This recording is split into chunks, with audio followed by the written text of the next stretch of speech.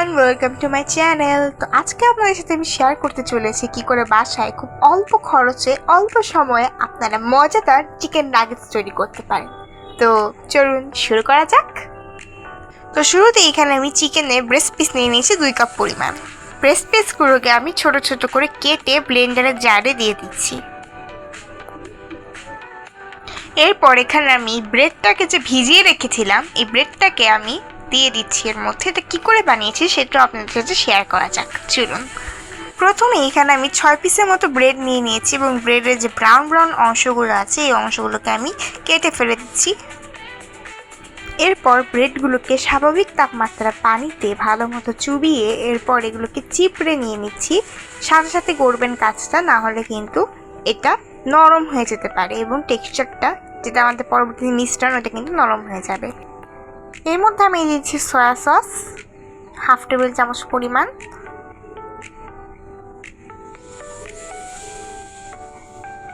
এবং দিয়ে দিচ্ছি টমেটো পেস্ট। এরপর আমি ব্যবহার করছি টমেটো পেস্ট।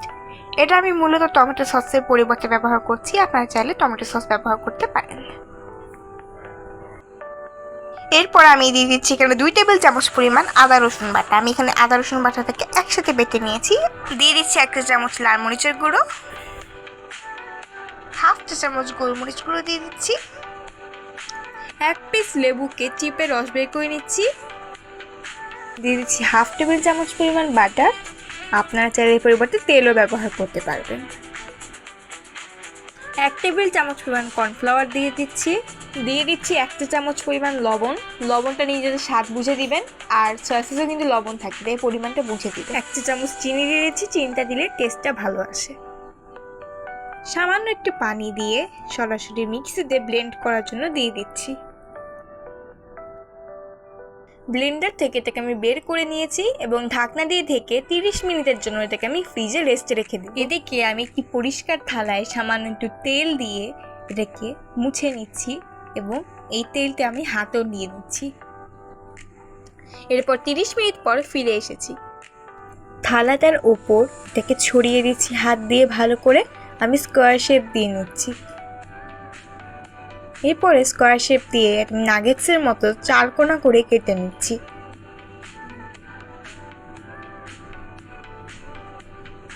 এদিকে নাগেটটাকে কোট করার জন্য আমি ডিম আর লবণের মিশ্রণটাকে ভালো করে ফেটিয়ে নিচ্ছি। একইভাবে ময়দার মধ্যে লবণ দিয়ে ভালো করে মিক্স করে নিচ্ছি। এবার একটা কেটে নেওয়া নাগেটসটাকে প্রথমে ভালো করে ময়দায় কোট করে নিয়ে এক্সট্রা ময়দাটাকে ঝাড়িয়ে এরপর আমি সরাসরি ডিমের মধ্যে দিয়ে দিচ্ছি। ডিমের পাত্রে ডোবানোর পরে ভালো করে উল্টে পাল্টে ডিমতে কোট করা হয়ে গেলে আমি সরাসরি টোস্ট বিস্কুটের গুঁড়ার মধ্যে দিয়ে দিচ্ছি। আপনারা চাইলে এখানে ব্রেড ক্রাম্বস ব্যবহার করতে পারেন। যেহেতু বলেছি যে ঘরোয়া পদ্ধতিতে বানাবো, তাই এখানে আমি টোস্ট বিস্কুটের গুঁড়াটা ব্যবহার করেছি। সব কোট করা হয়ে গেছে। আপনারা যদি এটাকে সংরক্ষণ করতে চান তাহলে 2 থেকে 2.5 মাস সেটাকে আপনারা আরামসে ডিপ ফ্রিজে সংরক্ষণ করে রাখতে পারেন। চুলায় একটা ফ্রাই প্যানে আমি বেশ কিছু তেল নিয়ে নিচ্ছি এবং আমি ভাজতে দিয়েও দিচ্ছি, আপনারা দেখতে পাচ্ছেন। আলতো করে এগুলোকে নাড়াচাড়া করবেন, আর সাথে সাথে নাড়াচাড়া করবেন না, তাহলে কিন্তু এই যে টোস্ট বিস্কুটের যে লেয়ারটা এটা কিন্তু খুলে আসতে পারে। এটা মোটামুটি 10 মিনিটের মতো ভাজাভাজি করলেই হয়ে যাবে, আর এটা মিডিয়াম আঁচে ভাজতে হবে। দেখুন ভাজা হয়ে গেছে। তো দেখুন ভিতরে আমি ভেঙে দেখাচ্ছি নাগেটসটা।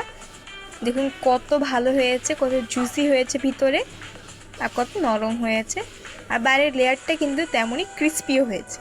তো আজকের এই ছিল আমাদের আয়োজন। ভালো লাগলে লাইক করে দেবেন, শেয়ার করে দেবেন আর সাবস্ক্রাইব করে দেবেন। আর কোনো খাবারের রিকোয়েস্ট থাকলে কমেন্ট করে জানাবেন। ধন্যবাদ।